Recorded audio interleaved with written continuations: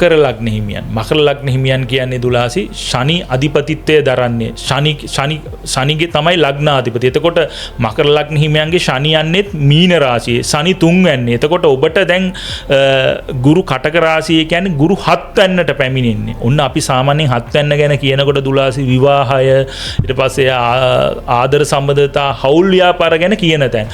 ඔන්න ඔබ ව්‍යාපාරික කටයුතු කරනවා නම් හවුල් ව්‍යාපාර කටයුතු කරනවා බොහෝම පරිස්සමින් වැඩ කටයුතු කරන්න ඕන. නිවැරදි නීති උපදෙස් පිළිපල් දීමින් නිවැරදිව යොදන්න ඕන.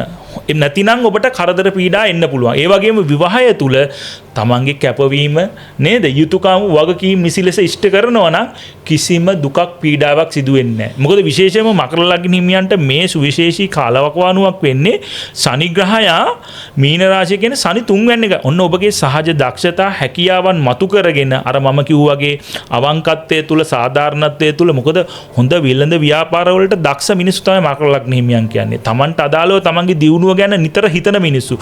ඔන්න ඔබට හොඳ මේ ගුරුගේ කටක රාශි ගත වීම ජීවිතේ කලෙලි කරගන්න පුළුවන් කාලවකවානුවක් බවට පත් කරගන්න පුළුවන්.